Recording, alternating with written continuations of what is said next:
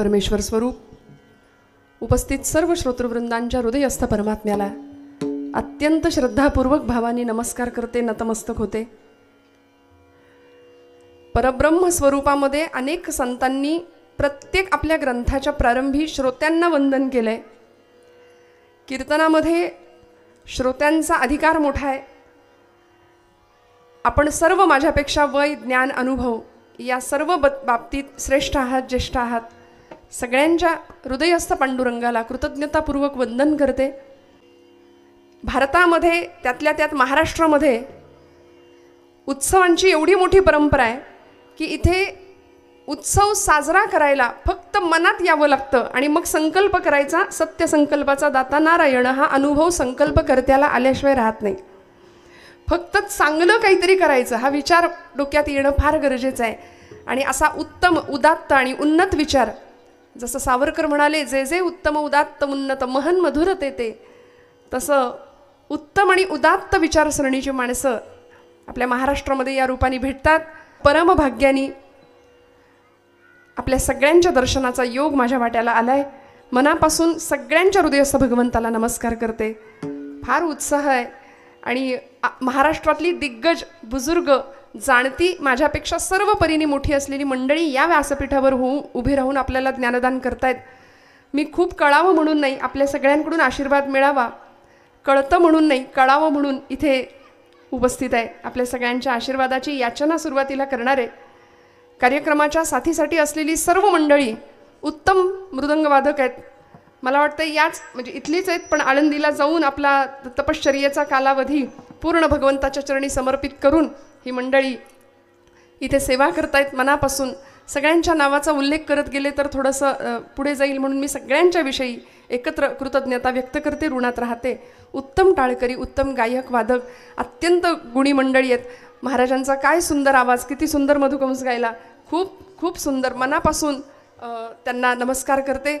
मला वाटते परमादरणीय ज्ञानेश्वर महाराज ना, हरिभक्तीपरायण, मनापासून वाजवा ना, इच्छा असेल तर वाजवायच्या, मनापासून वाजवा टाळ्या।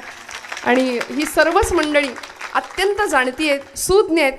आपण बहुश्रुत आहात, उत्तम साऊंड सिस्टीम आहे, काहीच त्रास नाही दादा, तुमच्या पद्धतीने चालू द्या।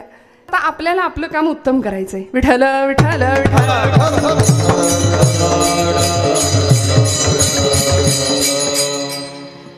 सगळ्यांच्या हृदयस्थ पांडुरंगाला नमस्कार। उत्तम दोन सोबदार, काय सोहळा आहे बघा ना। महाराष्ट्रामध्ये ही कीर्तनाची परंपरा, आपली भारतीय संस्कृती किती उज्ज्वल आहे, किती उदात्त आहे, हे वेगळं कशाला सांगायला पाहिजे। इथे कीर्तन करायला VIP ट्रीटमेंट आहे, किती आनंद आहे बघा। आणि याचं सगळं श्रेय आमच्या ज्ञानोबा तुकोबांना आहे। तुकोबांनी कीर्तन करावं पांडुरंगासमोर, 1 नाही 2 नाही 5-5 तास। दगडाचे टाळ, तुटलेली विणा, फुटकीचं विणा, त्याला 2 तारा, घाली येर झारा पंढरीशी। आणि तरीसुद्धा लोकांनी तुकोबांना, महाराजांचं वैकुंठ गमन झालं, अधिकार कळाला, आणि आज 21व्या शतकाकडे आम्ही वाटचाल करतो, तरीसुद्धा तुकोबांचं वैकुंठ गमन झालं की नाही यावर चर्चा करतायत। ज्ञानोबा तुकोबांचे आज आमच्यावर एवढे अनंत उपकार आहेत। 12व्या शतकामध्ये ज्ञानराजांना एवढी अवहेलना, एवढा छळ, एवढा अपमान, निंदा सहन करावी लागली। आणि एवढं सगळं करून ये मराठीची ये नगरी, ब्रह्मविद्येचा सुकाळू करी, सगळं विष प्राशन केलं, पचवलं, आणि चूळ भरली ती अमृताचीच। इतकं दिलं, भरभरून दिलं सकल समाजाला, आपल्या जीवनाचं सर्वस्व दान अर्पण केलं संतांनी। आणि त्या संतांचे, म्हणून मी नेहमी म्हणते की कीर्तनकार हा काही सर्वज्ञ नसतो। व्यासपीठावर किंवा नारदांच्या, नामदेव महाराजांच्या गादीवर उभा राहणारी कुठलीही व्यक्ती सर्वज्ञ नाही, हे त्यांचे अनंत असलेले उपकार आहेत त्या व्यक्तीवरती। आम्ही सर्व त्या परंपरेचे पायिक आहोत। आणि मी माझं धाकटंपण आपल्या सगळ्यांसमोर निश्चित मनापासून मांडेन की आपण सर्व माझ्या परीने, माझ्यापेक्षा सर्व बाबतीत मोठे आहात। त्यांचे अनंत उपकार आहेत। यासाठी म्हटलं की कीर्तनकार हा संतांचा पोस्टमन आहे। पोस्टमन कसा पत्र पाठवतो, बस तेवढंच काम, संतांची वचनं, संतांचं म्हणणं, संतांचा निरोप इथपर्यंत आणायचं पोस्टमनचं काम इथल्या वक्त्यांनी करावं। त्यामुळे वक्ता, वक्तृत्व, वक्तव्य आणि व्यक्तिमत्व यातलं फक्त वक्तव्य जाऊ द्या लक्षात, बाकी सगळं एखाद्या विसरून गेलं तरी चालतं। कारण इथे अनेक लोक येतात आणि जातात, पण ही जी गादी आहे ना ती आद्य कीर्तनकार देवर्षींची आणि आमच्या नामदेव महाराजांनी पुढे सगळ्यांना एकत्र घेऊन केलेला हा भक्तीचा जागर, हा नामघोष, नामजप नाही म्हटले, नामघोष सगळ्यांनी मिळून करायचा. आणि भारतीय संस्कृतीमध्ये सामूहिक प्रार्थनेला अनन्यसाधारण असलेलं महत्त्व, सगळ्यांनी मिळून एकत्र येऊन यारे यारे लहान थोर सगळ्यांनी यायचं. इथे कुणी मोठा नाही लहान नाही, प्रत्येकाच्या अंतरंगात असलेलं ईश तत्व जाणायचं, प्रत्येकाने एकमेकांना मोठेपणा द्यायचा, समभाव. सर्वत्र सदा आणि सम हे माऊलींचे 3 शब्द ज्ञानेश्वरीतले अत्यंत आवडीचे, जे सदैव त्यांनी वापरलेत. सर्वत्र सदा आणि सम, अशी समत्वाची भावना तुमच्या माझ्या अंतःकरणामध्ये राहावी याकरता हा इतका सुंदर देखणा आयोजित केलेला हा सोहळा. त्या सोहळ्याचं हे प्रथम वर्ष आणि प्रथम वर्षीच एवढ्या मोठ्या लोकांच्या गुणीजनांच्या मांदियाळीमध्ये मला आपण कीर्तन सेवेची संधी दिलीत. मनापासून आपले आशीर्वाद मागते. या कीर्तन सोहळ्याचे सर्व आयोजक संयोजक, मलासाठी उपस्थित असलेले गायक वादक, समोर श्रोत्यांमध्ये असलेली काही जाणकार गायनातली वादनातली मंडळी असतील, कीर्तनकार असतील, प्रवचनकार असतील, वेदशास्त्र संपन्न पुरोहित वर्ग असेल, मनापासून प्रत्येकाच्या हृदयस्थ भगवंताला नमस्कार करते. कुठेही जा, आमचा महिला वर्ग जरा जास्त संख्येने असतो, आहे की नाही? हो म्हणा, आहे की नाही? आपण मग आजचा दिवस पण आपलाच. तयार आहात सगळ्या? फ्रेश, एकदम छान, रिलॅक्स. मी काय यांच्याशी जास्त बोलते, कारण सगळं करून यावं लागतं. म्हणजे घरचं बघा, बाहेरचं बघा, आलं गेलं बघा, रांधावाडा उष्टी काढा, कीर्तन ऐकायला या, कीर्तन करायला या, आहे की नाही? मग आपल्याला कौतुक नको का? मग एवढं सगळं बघायचं. आणि सगळ्यात महत्त्वाचं म्हणजे 8 ते 10 ही आमची झी मराठीला द्यायची वेळ आहे की नाही? बघा, माना एवढ्या छान हलताय, हो म्हणतायत. काळजी करू नका, रिकॅप एपिसोड असतो उद्या परत, त्यामुळे तेही टेन्शन नाही. सगळी काळजी परमात्मा आमची घेतो, आमच्या आवडीनिवडी सांभाळतो. फक्त जास्त आवड इथली असावी, एवढं झालं म्हणजे एवढं मिळवलं. त्यामुळे सर्व आमचा महिला वर्ग, माझ्या माता भगिनी, सर्व बंधुवर्ग, पितृवर्ग, सगळ्यांच्या हृदयस्थ भगवंताला नमस्कार करणारे जगद्गुरू संतश्रेष्ठ श्री तुकोबरायांचा 4 चरणांचा अत्यंत पवित्र, बऱ्याच जणांच्या माहितीतला पाठातला असा हा अभंग, गाथेमधला सकळ संतांचं महात्म्य सांगणारा आणि अमृतासारखं जीवन काय असतं, अमृताच्या वेलीला अमृताचंच फळ येतं आणि त्याच प्रकारच्या बीजाचा उत्तरोत्तर विकास कसा होतो, जीवनामध्ये संतांचा संग किती महत्त्वाचा आहे आणि त्या संग केल्यामुळे जीवनाची परिणती कशात होती, हे सगळ्याचं सार सांगणारा हा अभंग आहे. विठ्ठल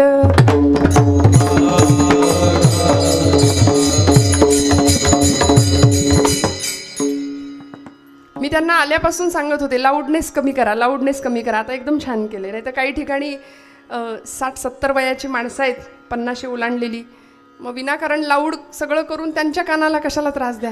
आपण सुद्धा ऐकू येतोय तोपर्यंत ठीक आहे, नंतर हे अजून बंद व्हायच्या आत थोडंसं शांततेत होऊ द्या, म्हणून मी तुम्हाला थोडा त्रास दिला की कमी राहू द्या सगळं म्हणून. आज तुकोबारायांचा अभंग निरूपणाकरता घेतलाय. उत्सवाचा 2रा दिवस आहे. तुकाराम तुकाराम नाम घेता कापे यम, हा दरारा ज्यांचा होता भक्तीतला. ज्या तुकोबांनी अभंगाची गाथा 3.5 ते 5 हजारांच्या संख्येने निर्माण केली.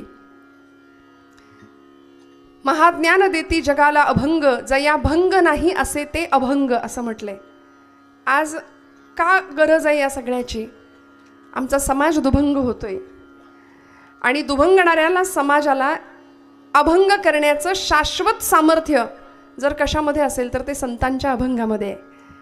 आणि म्हणून तुकोबा असतील, ज्ञानोबा असतील, नाथबाबा असतील, आमचे नामदेव महाराज असतील, भागवत धर्माचा प्रचार प्रसार करणारी, या सगळ्यांनी एक पताका खांद्यावर घेतली. झेंडा नाही म्हणत बरं का, झेंडा पक्षाचा असतो, धर्माची पताका. या पताकेला 2 टोकं आहेत, एक ज्ञानाचं टोक आहे, एक नामाचं टोक आहे. या 2 टोकांची ही पताका आणि दांडा आहे तो भक्तीचा आहे. भक्तीचा दांडा हातामध्ये घेतला. ज्ञान आणि नामाचा प्रसार प्रचार समाजाच्या अंतरंगामध्ये रोमरोमामध्ये भिनावा, त्याचा जागर व्हावा आणि प्रत्येक मनुष्य मात्राला मी इथे का आलो, माझ्या येण्याचं इथं इप्सित काय, साध्य काय, या सगळ्या प्रश्नांची उत्तरं मिळावीत, की जी आम्हाला संतांनी पुन्हा पुन्हा देण्याचा प्रयत्न केला. वास्तविक मी कोण, मी कुठून आलो आणि मला कुठं जायचंय, या इहलोकामध्ये मनुष्य जीवामध्ये आम्ही जेव्हा जन्माला येतो आणि दुर्लभातला दुर्लभ असलेला मनुष्य देह आम्हाला भगवंताच्या कृपेने प्राप्त होतो. आचार्य म्हणाले, दुर्लभम त्रयमेवैतत् देवानुग्रह हेतुकम मनुष्यत्वम मुमुक्षुत्वम महापुरुष संश्रयः. सगळ्यात दुर्लभ 3 गोष्टी सांगितल्या, मनुष्यत्व, मुमुक्षुत्व आणि संश्रय, आश्रय महापुरुषांचा. पहिल्यांदा माणूस म्हणून जन्माला येणं कठीण, दुर्लभ. 84 लक्ष योनी मात्रांमधून नरदेह प्राप्त झाला. त्या नरदेहानी प्रत्येक इंद्रियाचा वेगवेगळा मात्रास्पर्श आपण अनुभवतो.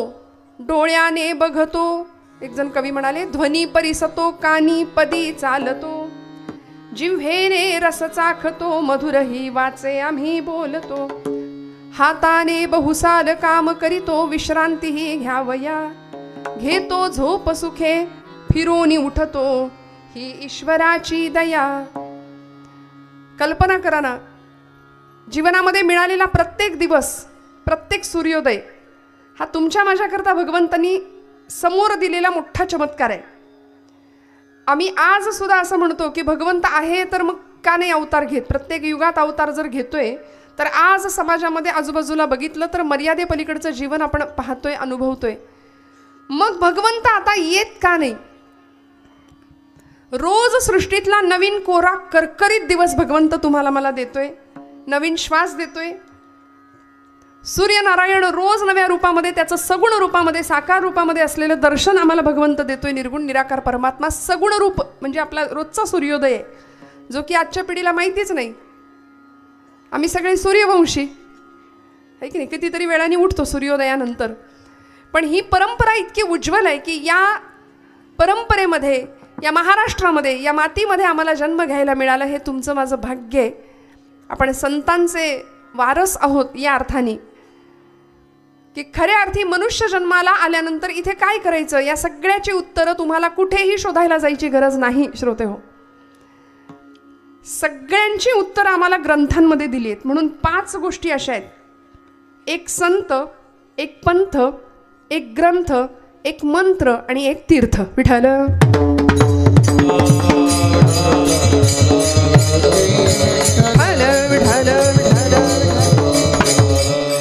जीवनामध्ये 5 गोष्टींची असलेली कास कधीच न सोडता जर आम्ही व्यवस्थित आचरणशील या पद्धतीने जर जगलो आणि संतांनी घालून दिलेल्या मार्गावर जर जगलो, कारण यच्च यावत जीवाच्या शाश्वत कल्याणाचा विचार फक्त संतांनी केलाय श्रोते हो. तुमचं माझं सर्वतोपरी कल्याण व्हावं असं संतांशिवाय कुणालाच वाटत नाही. का मी एवढं धाडसाचं विधान करेन, कारण तुम्ही म्हणाला आई वडील नाही का कल्याणाचा विचार करत. या इहलोकामध्ये आई वडील तुमच्या माझ्या कल्याणाचाच विचार करतील नाही असं नाही, पण एक क्षण असा येतो की संतांना सांगावं लागतं, विषय तो त्यांचा झाला नारायण, नावडे जन धन माता पिता. इहलोकीतली सगळी नाती बाजूला सारून अंतीचा नियंता पांडुरंग किंवा तेच नातं देवसोयरा देवसोयरा देवसोयरा दीनांचा बस म्हणाले. त्याच्यापेक्षा नातच नाही कुठलं. आपण ज्यांना आपलं आपलं म्हणतो ती मंडळी आपली नाहीत, हे पक्क डोक्यात ठाम ठेवावं माणसाने इथं आल्यानंतर बरं का. म्हणून मी महिला वर्गाला आधीच विचारलं की सगळं आपण रिलॅक्समध्ये आहात ना, 2 तास आपल्याला एकदम छान, काही चिंतन प्रपंचाचं करायचं नाही. दाराला कडी लावली आहे का, दुधाचं पातेलं झाकलं आहे का, इथं आल्यावर ते कुलूप 10 वेळा उडून बघितलेलं असतं तरी इथे येऊन त्याचं चिंतन करतो आम्ही, लागलं असेल की नाही. तर असं नाही, निश्चिंत बसा, एकदम रिलॅक्स. इथं आल्यानंतर इथलंच होऊन जायचं बरं का. मी प्रामाणिकपणे हात जोडून आपल्याला विनंती करते की आपण कीर्तनामध्ये 2 तास अत्यंत महत्त्वाचा वेळ, ही अत्यंत महत्त्वाची आणि आपण ती इथे देतो. मग त्या वेळेमध्ये बरं 2 तास कीर्तनकाराकडून फक्त विनोदाची अपेक्षा केली, हसण्याची अपेक्षा केली तर आमच्या आयुष्याचं हसू करून घेतल्यासारखं आहे. त्यामुळे लाफ्टर शोज आपल्याकडे भरपूर आहेत आणि मला माहिती आहे, वक्त्यांची यादी वाचल्यानंतरच मला माहिती आहे की इथला श्रोता कसा आहे, कारण या श्रोत्याचा अधिकार मोठा आहे. आपण सर्व गुणीजन आहात. तुकोबरायांच्या या अभंगाची अर्थपूजा बांधताना महाराजांनी संतांचं तर महात्म्य आम्हाला सांगितलंच. 3 दुर्लभ गोष्टींमधली महापुरुष संश्रय ही आचार्यांनी सांगितलेली गोष्ट ती आज दुर्लभ होऊन बसली. संत आम्हाला शोधावे लागतात. सज्जनता नाही आहे का समाजामध्ये, आहे, पण दुर्जनता जास्त सक्रिय आहे. सज्जन निष्क्रिय झाले, दुर्जनांची सक्रियता वाढली, त्यामुळे समाजात संत महात्मे साधू सत्पुरुष आता शोधावे लागायला लागले. बरं, साधू साधू म्हणजे फक्त भगव्या कपड्यातला शोधायचा का? रुद्राक्षांच्या माळा, दाढी जटा भगवे कपडे म्हणजे साधू का? नाही. ज्यांनी 6 धुतले, 6 धुतले, षडविकारांचा नाश केला आणि आमचं जीवन सगळं विकारांनी भरले, असे भाडेकरू आणून ठेवले तिथे. 6 भाडेकरू आम्ही आमच्या हृदयामध्ये ठेवलेत. म्हणाले त्या भाडेकरूंना आधी हाकलायला लागेल आणि मग जे हृदय स्वच्छ निर्मल होईल, पवित्र होईल, तिथे भगवंत येईल. तुका म्हणे देह भरिला विठ्ठले, काम क्रोधे केले घर रीते. ते रीत करावं लागेल, तेव्हा इथं विठ्ठल बसेल. आणि त्याकरता संश्रय करावा लागेल महापुरुषांचा. म्हणून आचार्यांनी जीवनमुक्तीचा एक क्रम सांगितलाय आम्हाला. जीवनमुक्त होण्याची अवस्था काय आहे, कसं व्हायचं? सत्संगत्वे निसंगत्वम, निसंगत्वे निर्मोहित्वम, निर्मोहित्वे निश्चलत्वम, निश्चलत्वे जीवनमुक्ती. थोडा उलटा प्रवास करूया आपण. म्हणाले जीवनमुक्त व्हायचं असेल तर आम्हाला निश्चल व्हावं लागेल. आधी सगळ्यात पहिल्यांदा निश्चल व्हावं लागेल. निश्चल झाल्यानंतर आम्हाला निर्मोही व्हावं लागेल. निर्मोही झाल्यानंतर आम्हाला निस्संग व्हावं लागेल. आणि निस्संगी होण्याकरता आम्हाला सत्संग करावा लागेल. विठ्ठल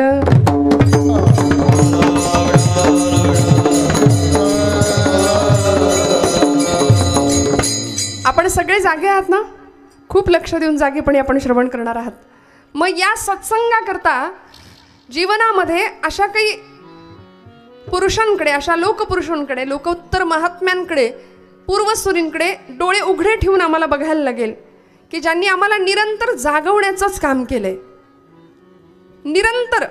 कारण तुम्ही म्हणाल आम्ही झोपलोत का? आत्ता तर जागे आहोत. पण अनंत काळापासून ही चालत आलेली परंपरा की आम्ही देहानी डोळे उघडे ठेवले तरी मन आमचं निद्रिस्त आहे. आणि त्या निद्रिस्त झालेल्या, बरं फार लांबचं नको, स्वातंत्र्य मिळाल्यानंतर आजपर्यंत एवढी वर्ष झाली आमच्या भारताला स्वातंत्र्य मिळून, मला खरं सांगा आजचा तरुण जागा आहे का? आम्ही जागे आहोत का? मग ते खऱ्या अर्थीचं जागेपण जे आहे ना, विचारांचं जागेपण, आचाराचं जागेपण, ते आम्हाला मिळावं याकरता संतांनी आपल्या विचारांनी इथं ही भूमी सिंचित केली, सिंचन केलं आपल्या विचारांचं.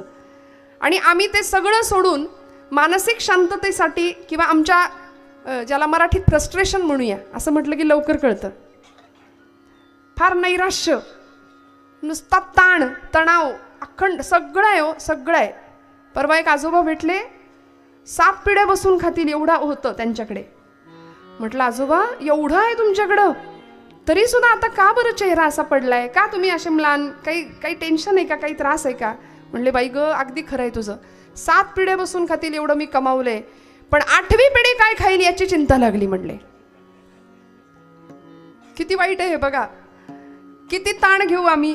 बरं बाकीचं राहू द्या, उत्तम आयुष्य मिळाल्यानंतर सुद्धा जर आम्ही उत्तम, भगवंतांनी उत्तम सृष्टीमध्ये जन्माला घातले, उत्तम नरदेह दिलाय, अव्यंग देह दिलाय, तरी सुद्धा आम्ही असे मुडदूष चेहरे करून जर त्याच परमात्म्याच्या सृष्टीमध्ये राहिलो, जगलो, तर ते त्याला आवडणार नाही. अनंत कोटी ब्रह्मांड नायकांनी सृष्टीचा पसारा निर्माण केला, एकटा होता. वेदवचन सांगतो एकोहम बहुस्याम, अनेक व्हायची इच्छा झाली त्याला. म्हणून आपल्या मायेचा आधार घेतला, पुरुषांनी प्रकृतीचा आधार घेतला आणि सृष्टीची निर्मिती केली. या निर्मितीमध्ये त्यांनी अनेक जीव निर्माण केले. म्हणून आपली निर्मिती आहे ना मानवांची, ती मनूपासून आहे बरं का. भागवतकार सांगतात नाही मनू आणि शतरूपा असं. म्हणून आमचा पहिला पूर्वज मनू आहे खरं तर.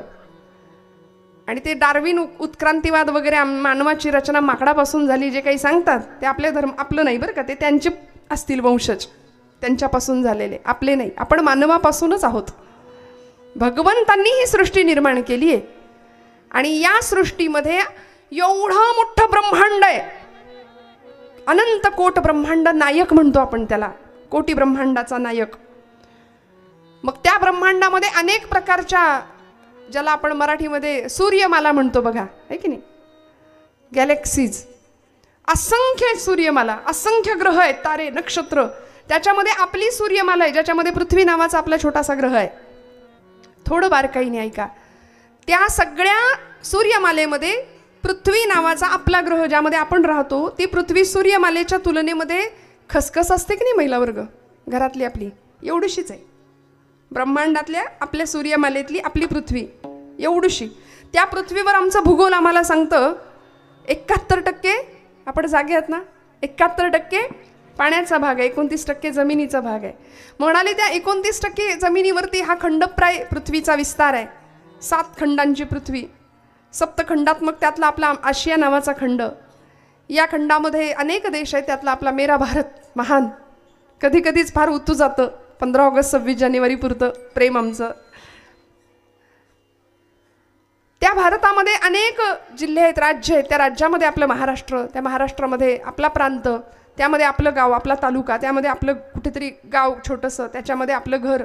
3.5 हात फक्त जागा लागते या देहाला. पण एवढ्या सृष्टीच्या विस्तारामध्ये एक स्वतंत्र अस्तित्व म्हणून जन्माला घातलं भगवंतांनी. किती अनंत उपकार आहेत त्याचे. म्हणून मनुष्यत्वम मुमुक्षुत्वम, मोक्षाची इच्छा असणं इथे आल्यानंतर. आणि तिसरी गोष्ट आहे महापुरुष संश्रयः, संतांचा संघ अत्यंत दुर्मिळ आहे. आणि तो संघ मिळण्याचं हे एकमेव ठिकाण आहे बरं, हा धर्ममंडप. आणि म्हणून आज तुकोबराय आम्हाला सांगतायत की तुम्हाला जर संतांचा संघ करायचा असेल, भगवंताकडे मागताना त्यांनी एवढंच मागितलंय, मला दुसरं काही नको, मला अशी माणसं ओळखण्याची दृष्टी दे की ज्यांचं जीवन अमृतासारखं आहे. कारण तुकोबराय सांगतात अमृताची वेल जशी असते तसं अमृताचं फळ असतं प्रथम चरणापासून. महाराजांनी अमृत शब्द वापरलाय. अमृताची फळे, अमृताची वेली, तेची पुढे चाली बीजाची. उपमा दिली संतांना अमृताची. म्हणाले त्यापेक्षा सर्वश्रेष्ठ काहीच नाहीये.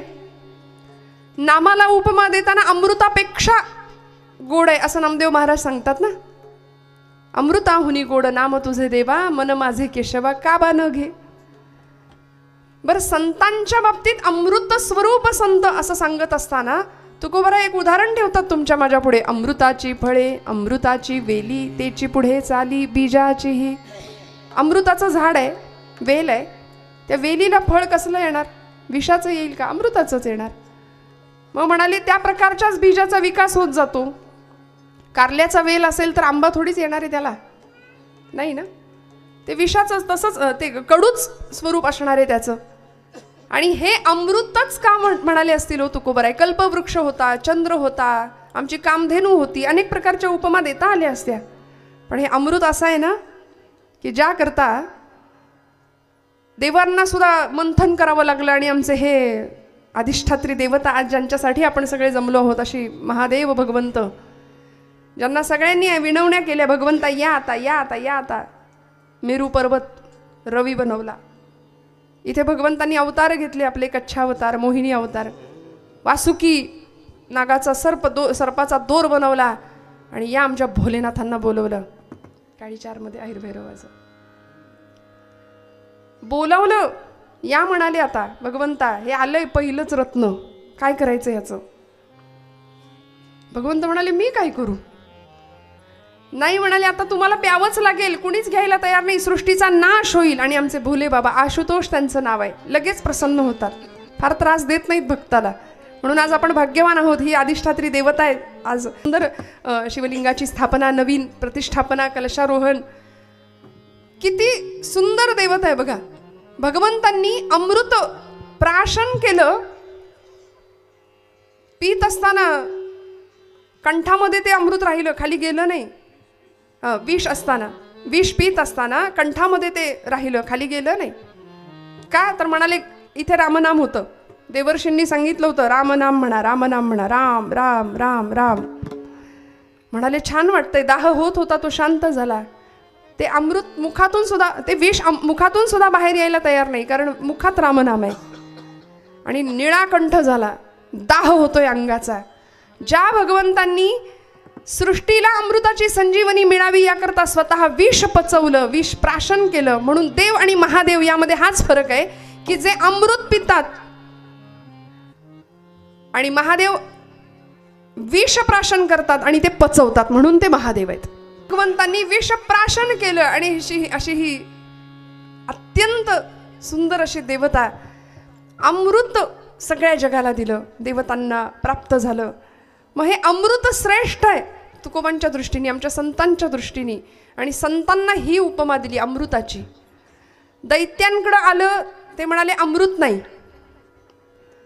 त्या मोहिनीनी फसवलं ना, ती म्हणाली हे एकाच घटामध्ये आहे.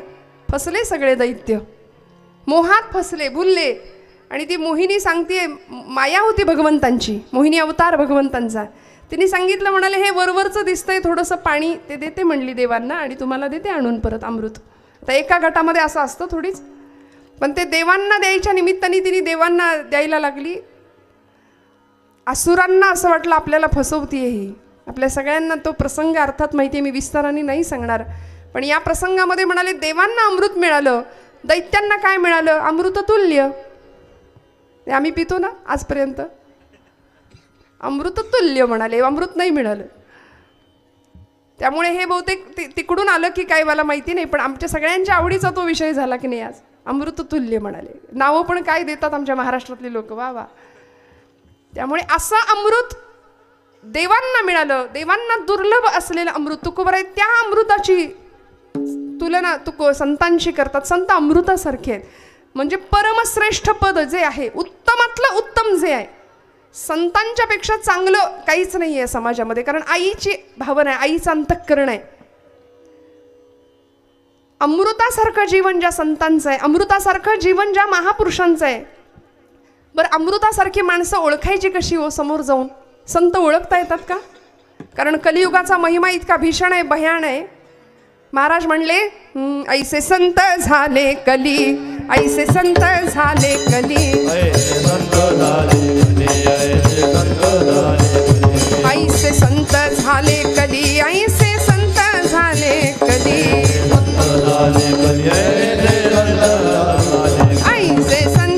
झाले कली, ऐसे संत झाले कली. हाती तमाखूची नली, हाती तमाखूची नली, हाती तमाखूची.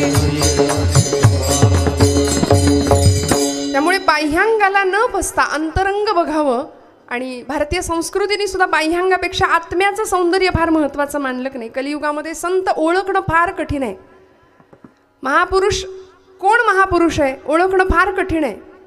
म्हणून सांगून दिलं अमृताचं फळ कसं ओळखायचं. ती वेल अमृताची असते, मग ते बीज अमृताचंच असणार, शुद्ध बीजापोटी फळे रसाळ गोमटी.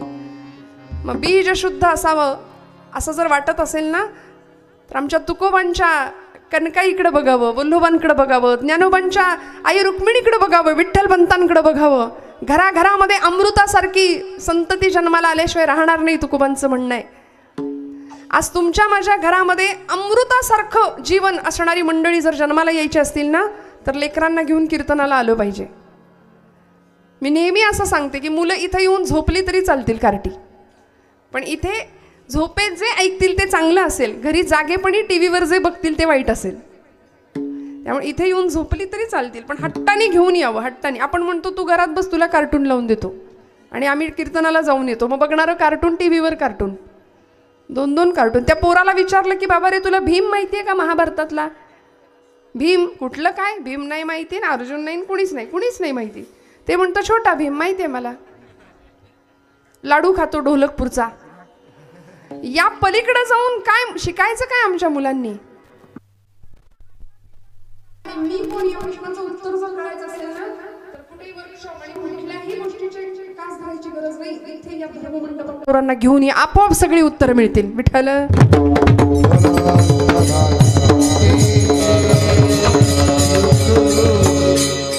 त्यामुळे तुकोबांनी अमृत कसं ओळखायचं म्हणाले, अमृतासारखी माणसं कशी ओळखायची. या भूमीमध्ये कलकत्ता प्रांतामध्ये एक असा योद्धा संन्यासी जन्माला येऊन गेला. योद्धा कधी संन्यासी नसतो आणि संन्यासी कधी योद्धा नसतो, पण ज्यांना उपमा दिली लोकांनी योद्धा संन्यासी, असे आमच्या भारताचे महापुरुष. अमृतासारखं जीवन होतं आणि जगाला सांगितलं. जेव्हा परदेशात जायचे ना, तेव्हा सगळ्या जगाला सांगायचे, कारण तो धर्म होता ख्रिस्ती धर्म. ख्रिस्ती मिशनऱ्यांचा असा आचार होता, तुम्ही सगळे पापी आहात म्हणायची ती मंडळी. तुम्ही सगळे पापी आहात, ईश्वराला शरण जा, आमच्या येशूला शरण जा, असं सांगायचे. त्यावेळी या महात्म्यांनी जगासमोर असा संदेश मांडला काही काळजी करू नका म्हणाले, तुम्ही सगळे परमेश्वराचे अंश आहात, अमृतस्य पुत्र आहात असा संदेश दिला. तुम्ही अमृताची लेकरं आहात, अमृतस्य पुत्र आहात. तुमच्या प्रत्येकाचं जीवन अमृतासारखं आहे. कशाला काळजी करता? आपण सगळी ईश्वराची लेकरं आहोत. आणि हे जगाला सांगणारा तो पुत्र या भूमीचा, या मायभूमीचा सुपुत्र होता. भुवनेश्वरी आईचं नाव, वडिलांचं नाव विश्वनाथ बाबू दत्त, कलकत्त्याच्या हायकोर्टाचे सुप्रसिद्ध वकील होते. आणि या मुलाला इतकं सुंदर घडवलं, वाढवलं. 16व्या वर्षी चटकपटक बोलण्याचा गुण येतो की नाही आमच्या पोरांच्या अंगात? बघा तुम्ही, घराघरामध्ये 16, 17, 20 वर्षाची मुलं झाली की आई बापालाच विचारतात, काय केलं आमच्यासाठी? विचारतात ना, काय केलं आमच्यासाठी? आता सातबाराच्या उतारावर आमचं नाव लावा. आता काय करणार आमच्यासाठी? तुम्ही काय केलं? तुम्ही जे करता ते कर्तव्यच आहे, असं उलट सुलट बोलणारी पिढी ज्यावेळी घरात जन्माला येते ना, तेव्हा मला वाटतं या अमृतपुत्राचं चरित्र, तुकोबांचं चरित्र, ज्ञानोबांचं चरित्र या पिढीला ऐकवलं पाहिजे. हे टाळ्या वाजवा जरा यांच्यासाठी. वा वा. आता ही उठणार नाही आहेत शेवटपर्यंत. तुमच्यासाठी टाळ्या वाजल्या ना, हलायचं नाही. आता मस्त गोष्टी ऐका रोजच्या कीर्तनामध्ये. रोज यायचं, रोज रोज. नाहीतर ते गाता माझी सटकली करत गावभर हिंडणारी पोरं आहेत आत्ता सध्या. वराती पुढे नाचणाऱ्यांची टोळीच्या टोळी बनतीये. लहानपणापासून जर आम्ही नाही त्यांना या पद्धतीचं सतत बाळकडू ज्याला म्हणतात ना, ते देण्याची फार गरज आहे. कसं होईल अमृतासारखं जीवन? या लेकरांनी विचारलं, बाबा तुम्ही माझ्यासाठी काय ठेवलंय मागे, काय केलंय माझ्यासाठी? विश्वनाथ बाबू होते, वडील होते, माता भुवनेश्वरी होती. आईनं सांगितलं, लेकरा, नरेंद्र नाव होतं लहानपणीचं. म्हणाले, नरेंद्रा, आतमध्ये जो आरसा आहे की नाही आपल्या कपाटाचा, त्या कपाटाच्या आरशासमोर जाऊन उभा राहा. तुला तुझ्या प्रश्नांचं उत्तर मिळेल, तू कोण आहेस किंवा आम्ही तुझ्यासाठी काय ठेवले. आणि तो खरंच गेला, आरशासमोर उभा राहिला आणि स्वतःचं प्रतिबिंब पाहिलं. उत्तर मिळालं. टचकन डोळ्यातनं पाणी आलं. आणि वडिलांना उलट प्रश्न विचारला, त्याचा पश्चाताप झाला. कारण उत्तर मिळालं होतं की खरंच इतका सुंदर देह, इतकी सुंदर देखणी शरीरयष्टी, बुद्धिमत्ता, स्वतःच्या बुद्धिमत्तेवर पूर्ण विश्वास, उत्तम कार्य करण्याची इच्छाशक्ती, कल्पनाशक्ती, हे सगळं मातापित्यांनी संस्कार स्वरूपामध्ये, बीज स्वरूपामध्ये माझ्यामध्ये कधीच पेरलंय. स्वतःच्या आचरणांनी ते बीज असं असं पुढे पुढे पुढे पुढे तेची पुढे चाले बीजाची, ते आलं ना माझ्यात. मग आता यापेक्षा आईवडिलांनी काय ठेवायचं असतं मागे? आम्हाला काय वाटतं, आमच्या लेकरांना, आम्हाला जे मिळालं नाही ते आमच्या लेकरांना सगळं मिळावं म्हणून त्यांनी मागायच्या आधी आम्ही सगळं देतो. त्याला बाईक देतो, गाडी देतो, पैसे देतो, पॉकेट मनी देतो, मोबाईल देतो. आणि मग ते डबडा असा हातात घेऊन घरातले वडील, पिता, माता काहीतरी विचारत असते त्याला, अरे ऐक ना, अरे बोल ना, अरे हो. त्याचं तोंड मोबाईलमध्ये, तोंड वर करण्याचा सुज्ञपणा किंवा ती नम्रता सुद्धा नाही आहे, अशी भीषण परिस्थिती निर्माण झाली. मोबाईलमध्ये तोंड आहे, बोलायला तयार नाही नीट. आणि मग अगदी अरे ऐक मी काय म्हणतोय असं म्हटल्यावर मग कपाळावर 100 आठ्यांचं जाळं, जणू काही सगळ्या जगाचं टेन्शन आम्हालाच आहे, काय आहे म्हणून ओरडायचं. नाही हो, तुम्हाला सगळ्या प्रश्नांची उत्तर आमच्या तरुण पिढीला मिळायची असेल ना, तर ही चरित्र आम्हाला अभ्यासावी लागतील, की जी फक्त तुम्हाला आता कीर्तनातच मिळणार आहेत. दुसरीकडे कुठे नाही या चरित्रांचं गायन वाचन होणार आहे. त्यामुळे सर्वांगीण जीवनाचा उद्धार आणि परिपूर्ण जीवन जर बनवायचं असेल तर कीर्तनाशिवाय पर्यायच नाही. आता विठ्ठल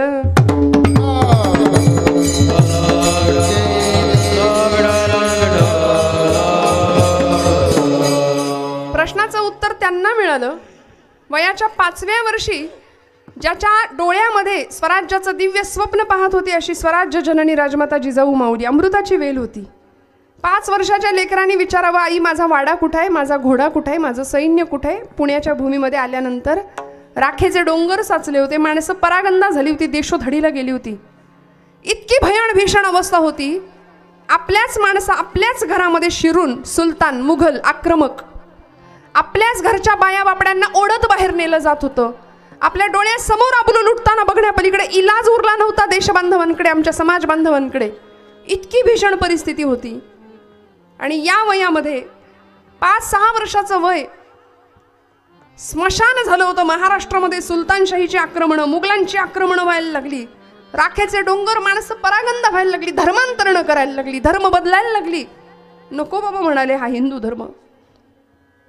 इतकं दूषित भयान भीषण वास्तव समोर असताना आई आपल्या 5 वर्षाच्या लेकराच्या डोळ्यात स्वराज्याचं स्वप्न बघतीये. आणि तो मुलगा म्हणतो माझा वाडा कुठे आहे, घोडा कुठे आहे. आई म्हणते बाळा इथं वाडा नाही, इथं घोडा नाही, हे सगळं तुला निर्माण करायचंय, करशील का बोल. आणि 5व्या वर्षी उत्तर दिलं हो आऊसाहेब, आपला आशीर्वाद आणि श्रींची इच्छा असेल तर हे राज्य होईल, ही काळ्या दगडावरची रेष आहे.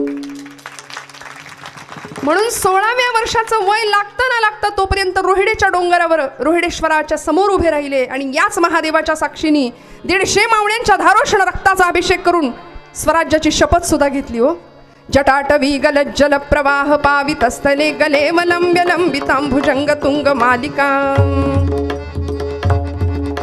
डमट डमट डमट डमन निनाद वड्डमरवयं चकार चंड तांडवं तनोतु न शिव शिवम् जटाकटाह संभ्रम भ्रमन्निलिम्प निर्झरी विलोलवीच वेल्लरी विराजमान मूर्धनी धगत धगत धगत ज्वलल्ललाट पट्ट पावके किशोर चंद्रशेखरे रति प्रतिक्षणं मम. हर हर हर हर महादेव. जागर होता सैन्याचा, कारण हे देवा तू विष प्राशन केलंस, स्मशानेश्वा क्रीडा हे तुझं भाग्य भगवंता. वेताळांच्या भूतांच्या सहवासात राहिलास, सर्पगळ्यामध्ये अडकवलेस. खरं तर तुझा वर्ण कसा, काय भगवंतांचं वर्णन आहे. कर्पूर गौरम करुणावतारम संसारसारम भुजगेंद्रहारम सदा वसंतं हृदयारविंदे भवं भवानी सहितं नमामि. कर्पूर गौर असलेला भगवंत, कापरासारखा रंग आहे भगवंतांचा, गोरा. गात्रम भस्मसितं सितंच हसितं हस्ते कपालम सितम असं म्हटलंय. कंठे हार सितस सितस्तु वृषभः कर्णे सिते कुंडले. सगळंच गंगा फेन सीता सीता मलजटा भाले सितश्चंद्रमा. सीत म्हणजे पांढरं शुभ्र असे भगवान शिव आहेत. पण चिताभस्म अंगाला फासलं, स्मशानात राहिले, विषप्राशन केलंस भगवंता, सगळं सहन केलं. आता ती तुझी जी ताकद आहे ना, आज तू आम्हाला दे विषप्राशन करण्याची.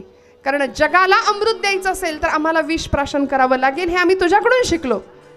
आराध्य दैवत होतं तुळजापूरची तुळजाभवानी, इष्ट आराध्य देवता होती छत्रपतींची. का अमृतासारखं आयुष्य घडवलं आईनी, मार्गदर्शक म्हणून मागे उभी राहिली. आणि मग असा विस्तार होत गेला ना स्वराज्याचा. अमृताची फळे अमृताची वेली तेची पुढे चाली बीजाची. कितीतरी उदाहरणं सांगता येतील श्रोते हो. आज असं अमृतासारखं जीवन जर आम्हाला जगायचं असेल, आमच्या दृष्टीने असं संपन्न जीवन पुढच्या पिढीला द्यायचं असेल, बघा ना आजचा पालक वर्ग प्रत्येक वेळी मुलांना काय शिकवतो, मोठा हो, खाऊन पिऊन तब्येत छान कमव, भरपूर मोठा हो आणि काय कर, खूप पैसा कमव. बस एवढंच जीवनाचं ध्येय आम्ही शिकवतो. भरपूर पैसा कमव, भरपूर मोठा हो, पण या देशाचा उत्तम सुजाण नागरिक हो, उत्तम माणूस म्हणून जगासमोर प्रदर्शित हो, हे सांगायला आम्ही विसरतो. म्हणून मला असं वाटतं ही चरित्र फार गरजेची आहे. तुकोबांच्या आई कणकाईने आणि बोल्हवानी काय भक्ती करावी, काय आदर्श ठेवावा समोर महाराजांच्या. बोल्होबा असे पंढरपूरला गेले, पिढ्यांची परंपरा होती, देवाकडे काही मागायचं नाही, उभे राहायचे आणि भगवंतांनी मान खाली घालावी, ही परंपरा.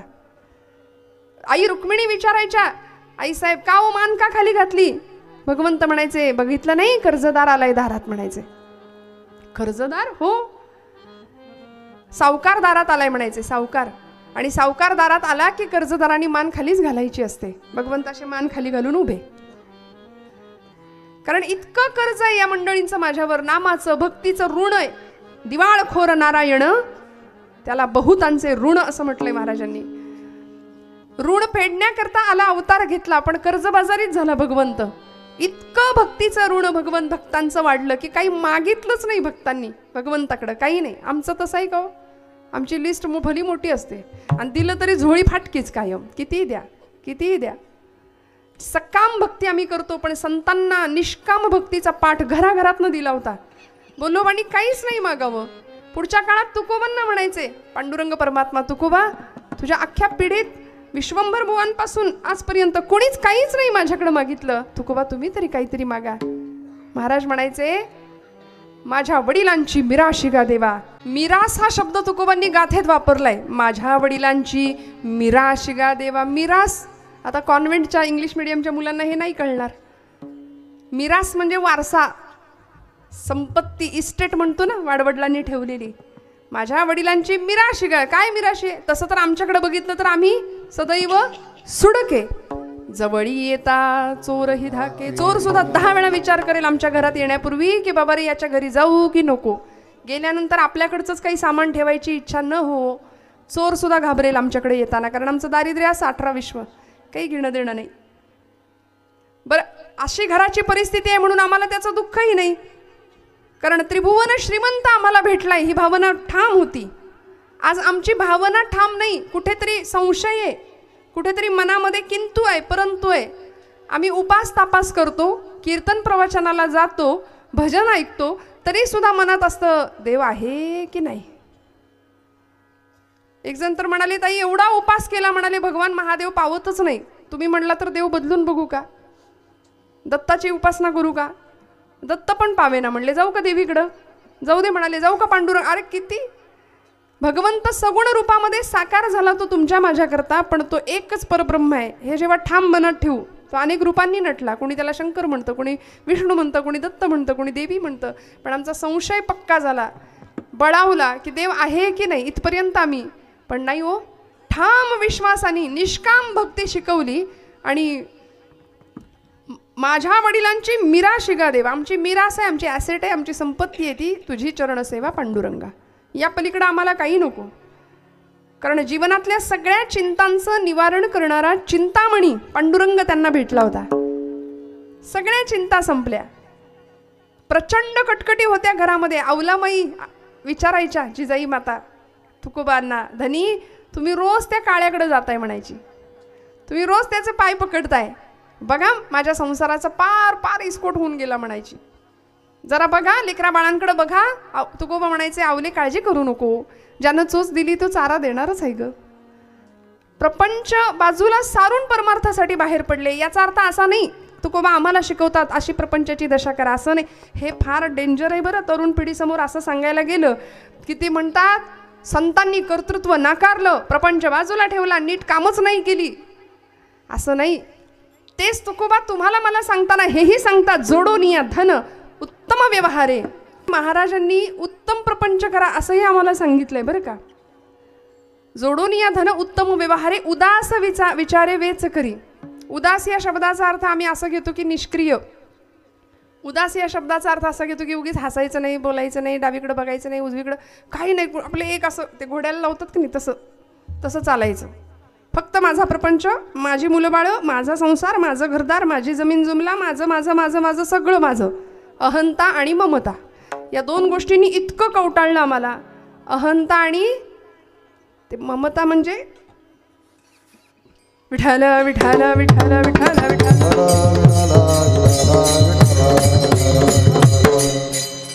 ते तुमच्या डोक्यात कोणी व्यक्ती असेल तर तसं नाही. ममता म्हणजे माझं, अहंता म्हणजे मी आणि माझं. या 2 गोष्टी फार घातक आहेत की नाही. संतांनी तेच सगळं बाजूला केलं. तुमच्या माझ्या अंतःकरणातले त्या 2 भावना, मी आणि माझं, अहंता आणि ममता, या 2 गोष्टी बाजूला व्हाव्यात आणि मग आमचा प्रपंच हा जगाच्या कल्याणासाठीच होईल. जे करू जगाचा तो भार आपल्या शिरावर ऐसे थोडे तर वाटो द्या हो. मी काहीतरी देणं लागतो हे महापुरुषांनी संतांनी आम्हाला शिकवलं. म्हणून स्वतःच्या प्रपंचाला सुद्धा बाजूला ठेवायची वेळ आली तरी सुद्धा त्यांनी ती पत्करली, सोडलं आणि जगाच्या कल्याण संतांच्या विभूती देह कष्टविती परोपकारे, फक्त परोपकार. मग त्यांना समाजामध्ये जिथे जिथे योग्यता, पवित्रता, शीतलता, शांतता, जिथे गेल्यानंतर आपल्याला शांत वाटेल, ओळखायचं कसं संतांना? आज भगवे कपड्यातलीच माणसं फक्त संत आहेत असं नाही. उत्तम प्रपंच करणारी सज्जन माणसं सुद्धा समाजामध्ये आजूबाजूला आहेत. ओळखायचं कसं? ज्यांच्या जवळ गेल्यानंतर आपल्याला शांत वाटेल. अशी वखवक वखवक नाही, उगीच त्रासले पण नाही, त्रागा नाही. जिथं गेल्यानंतर चिरंतन शांततेचा अनुभव येईल त्यांना संतच म्हणूया. मग तिथे वाकायचं. आज वाकायला कोणी तयार नाही. असं आहे, एक शायर म्हणाला, झुकते वही है जिनमें जान है, आकडना तो मुर्दों की पहचान है म्हणाले. मग आम्ही तसे आहोत का? आम्ही जिवंत माणसं आहोत. हाडामासाचं उत्तम शरीर भगवंतांनी पंच भौतिक आम्हाला दिलंय. अनंत उपकार आहेत संतांचे, परमेश्वराचे. त्या उपकाराची जाणीव ठेवून जीवनातला प्रत्येक श्वास तुमचा माझा घेतला गेला पाहिजे. आणि म्हणून काय द्यावे त्याचे भावे उतराई, ठेविता हा पायी जीव थोडा. म्हणून या महापुरुषांकडे, संतांकडे अमृतासारखं आयुष्य मिळालं, परंपरेने मिळालं. ते संत तुम्हाला मला मिळाले म्हणून आमचं जीवन अमृतासारखं करण्याचं भाग्य आमच्या वाट्याला येऊ शकतं. पण हे केव्हा? म्हणाले त्यांच्या पायाशी जाल तेव्हा. कुणाच्या पायाशी? आत्ता ज्यांची आपण वर्णनं ऐकली ते संत ओळखायचे कसे, लक्षण काय, हे सगळं ऐकायचंय आपल्याला. पण महाराज म्हणाले मला अशांचा संग दे की ज्यांच्या वचनाला सुद्धा भगवत प्रेमाची ओल असेल. अभंगाचं दुसरं चरण. महाराज म्हणतात ऐसी यांचा संग देई नारायणा ओलावा वचना जयांची. या किती सोपं आहे बघा. ज्यांच्या वचनाला ओल आहे, ओलावा आहे, त्यांचा संग मला दे. इतकं सोपं महाराज सांगतायत. मग आता तुम्ही म्हणाल ओलं कसं बोलायचं, शब्द कसे भिजवायचे? ज्यांच्या वचनांमध्ये आपुलकी आहे, स्नेह आहे, आर्द्रता आहे, प्रेम आहे, भाव आहे, त्यांचा संग मला दे. आज कुणी कुणाशी धड बोलायला तयार नाही, बोललंच तर नीट बोलायला तयार नाही. शब्द संभल के बोलिये शब्द के हात ना पाव, एक शब्द हे औषधी तो दुसरा शब्द हे घाव असं म्हटलंय. म्हणजे शब्दांनी होणारी जखम आणि एखाद्या शस्त्रांनी होणारी जखम, यामध्ये ही शब्दांची जखम फार त्रास देते. आणि दुर्दैवाने आम्ही सुद्धा त्याच जखमा फार लक्षात ठेवतो. काही वेळा काय असतं, फॉरगेट, फॉरगिव्ह आणि मूव्ह फॉरवर्ड, या 3 गोष्टी फार पाळणं आयुष्यात गरजेचं असतात. काही गोष्टी विसराव्यात, काही गोष्टी क्षमा कराव्यात आणि काही गोष्टी सगळ्या मागं टाकून पुढे निघून जावं. हे जमलं पाहिजे बरं का. आम्ही तेच ठेवतो. 25 वर्षापूर्वी अमुक लग्नात मला हलकी साडी दिली, 25 वर्ष खतखतत राहतं डोक्यात, उरात अखंड तेच. काही गोष्टी सोडूया. मुखामध्ये अखंड भगवत प्रेमाचा ओलावा राहील अशी काहीतरी व्यवस्था करता येईल का? माणसाच्या 2 प्रतिमा असतात श्रोते हो. माणूस कायम प्रतिमेत जगतो. एक समोरच्याला दिसणारी आणि दुसरी वस्तुस्थितीत असणारी. 2 प्रतिमांमध्ये माणूस जगतो. म्हणून असं म्हटलंय एकच राहावं, जसं आहे तसं समोर प्रदर्शित व्हावं. विनाकारण कुठल्याही गोष्टीचा दिखावा न करता बोलायचंच असेल ना तर भगवंताच्या विषयी बोलावं. न बोले मना राघवा वीण काही, जनी वावुगे बोलता सुख नाही. घडीने घडी काळ आयुष्यने तो, देहांती तुला कोण सोडू पाहतो. मनोबोध नावाचा समर्थांचा ग्रंथ आहे छोटा. मनाला उपदेश केले. बोलायचंच असेल तर म्हणाले रामाशिवाय कृष्णाशिवाय बोलूच नको. आमचं असं आहे, 4 बायका एकत्र जमल्या की सगळी वर्तमानपत्र तिथं मिळतं गावाचं. हिचं काय झालं, त्याचं काय झालं, ही कुणाबरोबर गेली, अगं ती तशीच आहे. त्यापेक्षा आपण असं म्हणूया ना, एक किती माळा जप केला तू आज, किती झाला जप? ज्ञानोबांचं तुकोबांचं काही वाचलंस का? काही ग्रंथांना स्पर्श केला का? मी नेहमी सांगते की आपण बघा ना, अनेक गोष्टींकरता व्यवहारामध्ये जरा काही बिनसलं की आपण तब्येतीत बिघाड झाला की डॉक्टरांकडे जातो, डॉक्टर प्रिस्क्रिप्शन देतात, मेडिकलमध्ये जातो, औषध गोळ्या आणतो आणि त्या देवापुढे ठेवतो ना हळदी कुंकू हात, नाही की नाही? ते औषधं घेतो, जो काही कोर्स असेल तो श्रद्धेने पूर्ण करतो. का? इच्छा असते, गुण पडला पाहिजे, फरक पडला पाहिजे. मग संतांचे हे ग्रंथ म्हणजे तुमच्या माझ्याकरता औषधाचंच काम आहे. जीवनातल्या नैराश्यावरचं औषध आहे, जीवनातल्या सगळ्या समस्यांची उत्तर आहे. तिथे शंका नाही आणायची. ते मात्र आम्ही सगळं पोथ्या बासनात गुंडाळून तिथं मात्र हळदी कुंकू वाहतो. तिथे सगळ्या प्रश्नांची उत्तरं मिळतील, तिथे मनामध्ये शंका नाही आणायची. आणि संतांनी आम्हाला आचार विचार, बोलावं कसं हे सुद्धा सांगितलंय. कसं बोलायचं? जिभेची 2 काम आहेत, स्वाद आणि दुसरं काम आहे, पहिलं काम आहे स्वाद, खायचं, चव चाकतो आम्ही. आजचं जिरत नाही तोपर्यंत उद्या काय बनवायचं, महाशिवरात्रीच्या उपासाला मी काय खाऊ, याचं महिनाभर नियोजन असतं आमच्याकडे. उपासाचे 108 पदार्थ पुस्तकं लिहिली. आमचे पुण्याजवळचे कोडीत गावचे एक आचार्य अत्रे, आपल्या सगळ्यांना माहिती अत्र्यांचं नाव, महाराष्ट्रामध्ये अत्रे नवीन नाही आहेत कुणालाच. अत्र्यांनी एक पद लिहिलं, म्हणाले की हे असं विडंबन काव्य त्याला म्हणतात. ते म्हणाले, उपास मज लागला सखे ग बाई, उपास मज लागला. कसं भक्ती आमची बघा. उकडले बटाटे 6, आत्र्यांचं काव्य. मोजिल्या खार का 10, हे एकटीसाठी बरं का. आणि म्हणायचं उपास उपास उपास उपास. दिवसभर तोंड असं असतं की जणू काही गिळलंच नाही आम्ही. आणि सगळ्या म्हणजे जगाचं टेन्शन असल्यासारखा चेहरा. मी निंदा नाही करत आहे, अत्र्यांचं काव्य सांगण्याच्या निमित्ताने बोलते आणि कुणी आपल्यापुरतं घेऊ नका बरं का. दिवसभर असा उपास करत आम्ही एवढं सगळं एकादशी दुप्पट खाशी आपल्याकडे म्हणच आहे. आणि मग शेवटी जीव कासावीस झाला, जमेनाच आता शेवटपर्यंत.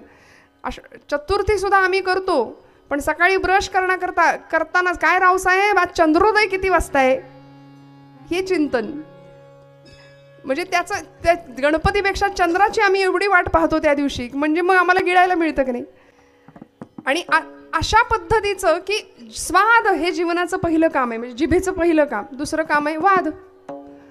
पहिलं काम स्वाद, दुसरं काम वाद. म्हणून जगातली 99% भांडणं जिभेमुळे होतात. आणि ती कमी पडली की माणूस हाणामारीवर उतरतो. आणि आज समाजामध्ये असं आहे, 2 माणसं भांडत असली तर पूर्वीचा काळ असा होता तिसरं जाऊन सोडवायचं. आता असं आहे, 2 भांडत असली की तिसरं शूटिंग करायला विसरत नाही, सोशल मीडियावर टाकायला. इतकी नतद्रष्ट आणि इतकी पाषाण हृदयी माणसं आम्ही झालो. एखादा अपघात झाला तर पूर्वीची मंडळी मदत करत होत्या, पहिले फोटो काढतील पहिल्यांदा या सगळ्या गोष्टींची. सांगायचा मुद्दा, ओलावा वचना जयांची, या वचनांना आचरणांना स्नेहाचा ओलावा असला पाहिजे. आर्द्र जीवन असलं पाहिजे आमचं, की दुसऱ्याला त्रास नाही. भगवंतांनी याकरता माझी योजना केली आहे. 750 वर्षापूर्वी पायरीवर बसला म्हणून मारलं आमच्या चोखोबांना त्या काळच्या लोकांनी. इतकं मारलं, इतक्या वेदना झाल्या, सर्वांगापर्यंत कळ जावी. आणि पांडुरंगा, अरे माझ्याच कर्माचं फळ असेल रे हे, कुणाला दोष नाही दिला. आम्ही मात्र जरा बिघडलं की बाकी नाही, देवावरच खापर पडतो. काय रे, तो खरं तर तुमच्या पुण्यातही नाही पापातही नाही. सगळं प्रारब्ध आमची गाठोडी घेऊन आम्ही आलोय आणि भुगतोय. पण भोग कमी करण्याचं किंवा ते भोग भोगण्याची ताकद देण्याचं काम परमात्मा आम्हाला निश्चित करणार आहे. कधीच नाही तक्रार केली. तक्रारी तुम्ही आम्ही करतो, संतांनी नाही तक्रारी केल्या. जे आहे ते स्वीकारलं. प्रारब्धाचे भोग, माझंच काहीतरी पूर्वजन्मीचं पाप आहे भगवंता, म्हणून मला असा अनुभव येतो. तुझ्या पायरीवर सुद्धा बसू देत नाहीत रे. विटाळ व्हायला म्हणाले चोख्या, चाल इथून निघून जा. अजिबात बसू देत नव्हते चोखोबांना. पण तरी सुद्धा भगवंताला बघायचंय. सावळे सुंदर रूप मनोहर, राहो निरंतर हृदयी माझ्या. पांडुरंगा, मला बघू दे रे तुला, मला बघू दे रे तुला, म्हणून पायरीवर बसून राहायचे सारखे. जरा कुणी बाजूला झालं, कुणी नाही असं बघितलं की हळूच पांडुरंगाकडे मुखदर्शनासाठी जायचे, हकलून द्यायचे, मारायचे, बडवायचे. आणि पांडुरंगाकडं मागणं मागायचे. कसे माहितीये, आलोय भगवंता मला भेट दे रे. आणि मध्यरात्रीच्या वेळी असं मारून लोकांनी हकलून दिल्यानंतर चंद्रभागेच्या त्या वाळवंटामध्ये एक चंद्रमौळी झोपडी बांधावी, तिथं राहावं. पांडुरंग परमात्म्याने वेश बदलून जावं. चोखोबांना मार लागलाय म्हणून हातापायाला चोळून द्यावं, दाबून द्यावं, सेवा करावी. तुका म्हणे त्याचा देव सर्व भार चालवी, कामार होऊन या. गडी व्हावं, सेवक व्हावं, दासांचा सुद्धा दास व्हावं. हातपाय चेपून द्यावेत आणि म्हणावं, अरे चोख्या, अरे कशापायी जातोस तिथं, कशापायी हट्ट करतो भगवंताच्या दर्शनाचा, मार खातोस. नाही, पांडुरंगाच्या दर्शनात जे सुख आहे ना ते कुठंच नाही. सुखाचे जे सुख चंद्रभागे तटी, सगळ्या सुखांचं परमसुख परमधन मला त्या विटेवर बघायला मिळतं. मला जाऊ द्या. अरे चोख्या, एवढा मार खातोस, ते बडवे पुजारी तुला इतके मारतात, कशापायी जातोस? तुला आत्ता भेटायचे का म्हणले? कोण आले? पांडुरंग स्वतः आलेत. चल म्हणाले, तुला आत्ता नेतो. म्हणून राऊळात नेलं, गाभाऱ्यात नेलं मध्यरात्री. आणि भगवंतांनी सोबत आलेले एका वृद्धाचं रूप घेतलं होतं, वृद्धवेशी ब्राह्मणाचं.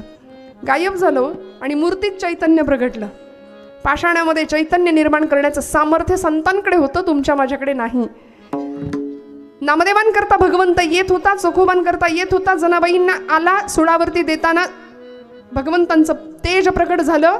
सगळ्यांना अधिकार कळाला. आज तुमच्या माझ्याकरता येत नाही, कारण तुम्ही आम्ही देवासाठी रडत नाही. आम्ही प्रपंचासाठी रडतो. माझा मुलगा, माझी मुलगी, माझा पती, माझा नवरा, माझा सासरा, प्रपंचासाठी इतके रडू. पण खरं सांगू का, मी हात जोडून सांगते, खूप लक्ष देऊ नये का, प्रपंचासाठी कितीही करा तुम्ही, कितीही करा. मुलांसाठी करा, बाळांसाठी करा, लेकरांसाठी, नातवंडा पंतवंडा सगळं करा. पण प्रपंच म्हणणार नाही तुम्ही केलं म्हणून. सख्खी लेकरं सुद्धा म्हणतात तुमचं कर्तव्यच होतं, काय विशेष केलं. पण माझ्या भगवंतासाठी एवढंच करा. पत्रम पुष्पम फलम तोयम यो मे भक्त्या प्रयच्छति तदहम परतुम भक्त्यामी. अश्नामी प्रयुतात्मनः. काहीही दिलं, थोडंसं एवढंसं दिलं, पत्र पुष्प फल तो एक, तरी मला चालेल म्हणाले भगवंत. चालेल, एवढंसं केलं तरी भगवंत लक्षात ठेवणार आहे आणि शेवटच्या क्षणाला तोच आपल्यासाठी येणार आहे. ओलावा वचना जयांची. आणि मग भगवंतानी स्वतःच्या गळ्यातला तो रत्नांचा हार तुळशी माळेबरोबर मुद्दाम टाकावा. आपल्या सगळ्यांना कथा माहिती आहे की ज्या रत्नहार गायब आहे म्हणून दुसऱ्या दिवशी सगळ्यांनी चोखोबांना पुन्हा बडवावं, मारावं, चंद्रभागेच्या शेजारी असलेल्या चोखोबांच्या गळ्यात रत्नहार दिसावा, पुन्हा त्यांना वाळवंटात शिक्षा द्यावी. पण काय हो, या सगळ्यातून मिळालं काय? खरं सांगू का, मिळालं ते परमधन की जे कुणालाही नाही मिळत असं धन मिळालं. भगवंतांनी सांगून ठेवलं पंढरपूरला या, माझं दर्शन घ्या, पण माझ्या आधी माझ्या भक्तांचं दर्शन घ्या म्हणून नामदेवांकडून समाधी बांधून घेतली समोर चोखोबांची, ज्यांच्या अस्थी सुद्धा विठ्ठल विठ्ठल बोलत होत्या. नामदेव महाराज म्हणले हाडं उचलायचं, अस्थी उचलायची, कानाला लावायची, विठ्ठल विठ्ठल नाद आला की जमेस धरायची, ती चोखोबांची अस्थी. मंगळवेड्याच्या गावकुसवाच्या तटबंदीचं काम चालू असताना गावकूस अंगावर कोसळून कामगार मेले, त्याच्यामध्ये आमच्या चोखोबांचा देहांत. आणि मग या प्रकारे अस्थी गोळा करून आणल्या आणि तिथं समाधी आज पंढरपुरामध्ये. आधी चोखोबांचं, मग नामदेव पायरीचं दर्शन, आणि मग म्हणतो पांडुरंग परमात्मा मग मी तुम्हाला भेटेन. म्हणून अशा संतांचा संग देऊया. काय होतं, काय आचार होता. उत्तम सेवन शीतळ कंठासी, पुष्टकांती तैसी दिसेवरी. उत्तम सेवन, खायचं काय, आचार काय करायचा. आता या सगळ्याचा आचार भ्रष्ट समाज आजूबाजूला आम्ही पाहतोय. आमच्याकडे परवा खूप मोठा सण झाला महाराष्ट्रात. कुठला हो? 31 डिसेंबर. मला आलं उत्तर पटकन, म्हणजे त्याला आम्ही सण म्हणतो हे निश्चित. विठ्ठल विठ्ठल विठ्ठल.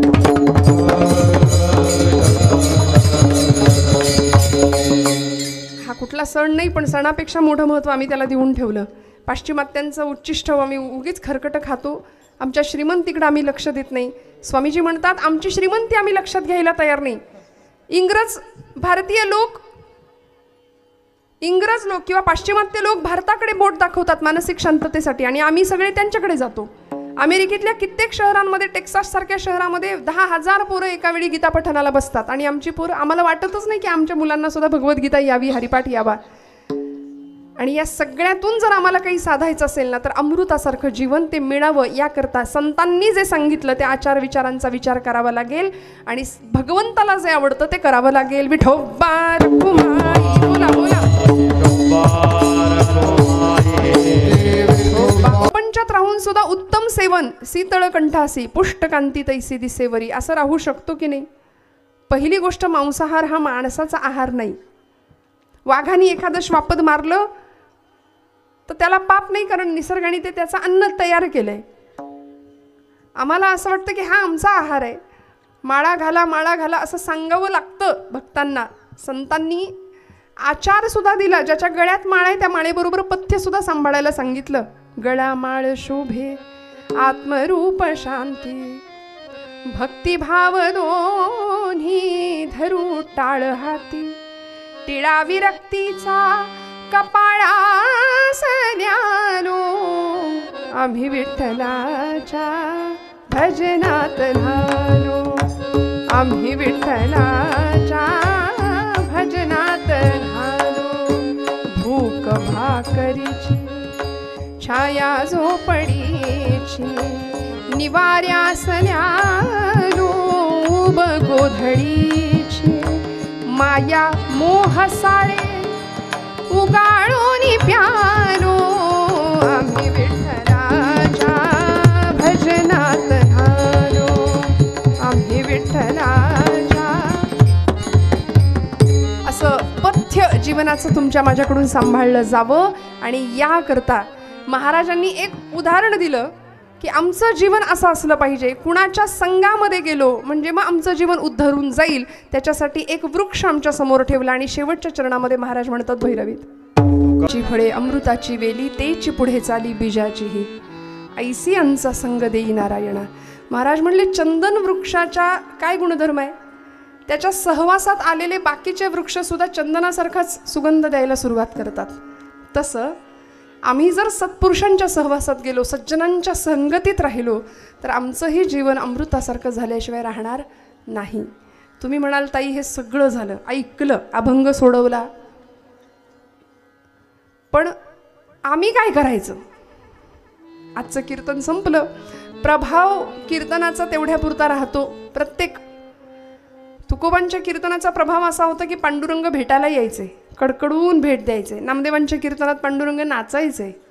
आमच्या कीर्तनाचा प्रभाव असा असतो की ताई यूट्यूबला कीर्तन ऐकतो, रोज इकडं अंथरून टाकायचं, इकडे ते लावायचं, कधी झोप लागते आमचं आम्हाला कळत नाही म्हणले. हा प्रभाव आमचा. पण या पातळीवर जाऊन आम्ही काय करायचं? मी तुमचा वेळ खूप घेतला आहे. मी नेहमी एक किस्सा छोटासा सांगत असते, शेवटी तो सांगते आणि मी थांबते. फक्त खूप लक्ष देऊ नाही का, आम्ही आमच्या पातळीवर करायचं काय? सूर्य मावळायला गेला आणि सगळ्या नक्षत्रांना जमा केलं त्यांनी, सगळे तारे जमले आकाशमंडलामध्ये आणि सगळ्यांना विचारलं की तुम्ही आता माझं काम तुम्ही कराल का? तू कायमचं रजेवर जायचं ठरवलं त्यांनी. माझं काम तुम्ही कराल का? ते सगळे म्हणाले बाबा तुझ्या प्रकाशात आम्हाला कुठे जमणार, तू स्वयंप्रकाशी आहेस. तसा भगवंत देव या शब्दामध्ये दिव हा धातू आहे. दिव म्हणजे प्रकाश, तो प्रकाश आहे, स्वयंप्रकाशी आहे. मग त्याचा प्रकाश मान्य करून आम्ही त्याचे अंश आहोत. तो शिवात्मा, आम्ही जीव. जीवात्म्याची शिवात्म्याकडे जाण्याची ओढ कायम राहिली पाहिजे.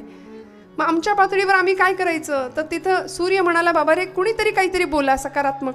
एक पणती आली समोर आणि ती म्हणाली बाबा रे सूर्यदेवा, मला तुझ्या इतका प्रकाश द्यायला नाही जमणार, पण मी माझ्यापुरतं तुझं काम करेन म्हणाली. कारण ठरवलं ना जळायचं की मोठ्यात मोठ्या अंधाराचा नायनाट करता येतो, हे छोट्याशा पणतीनं आम्हाला शिकवलं.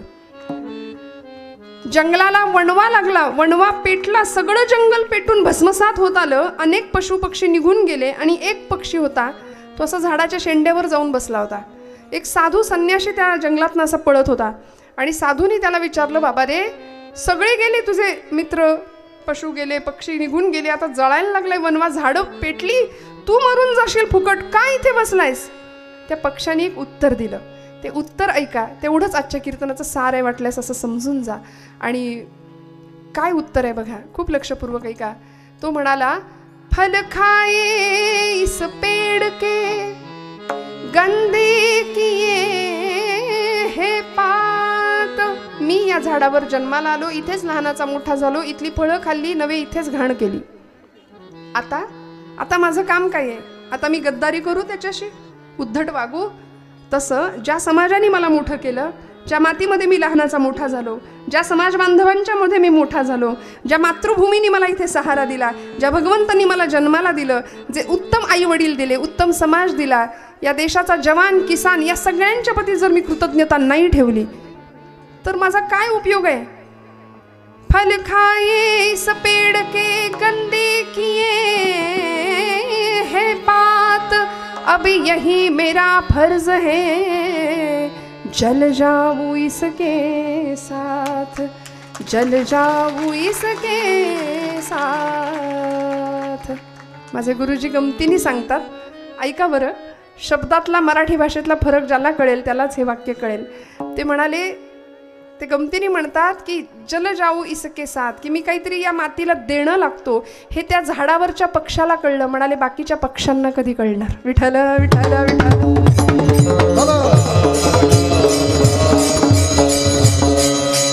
त्यामुळे झालेली सेवा भगवंत चरणावर समर्पित करते. बोलत असताना काही वेडवाकडं गेलं असेल तर मोठ्या अंतकरणाने क्षमा करा. आपण सर्व मातृपितृ तुल्य आहात. सर्व उत्तम गुणीजन गायक वादक मंडळी, अत्यंत ही सर्व मनापासून साथ करणारी, सांभाळून घेणारी माणसं आहेत. मनापासून सगळ्यांच्या कृतज्ञतेत राहते.